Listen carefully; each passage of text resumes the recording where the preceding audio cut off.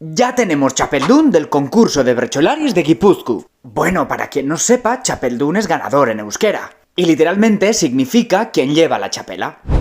¡Wow! Txapelduna, txapela duena. Ya que al ganador de la mayoría de concursos culturales de Euskal Herria se le regala esta prenda.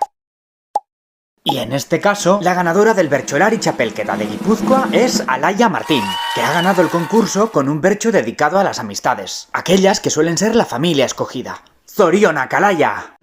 Bihurtu ditzagun lagunak, bizitzaren tenplu, badakitenak zer noiz nola, eta non galdetu, entzuten gaituztenak naizta, pixkat logaletu, ta etxe bihurtzen dutenak, edo zein ez leku mendeko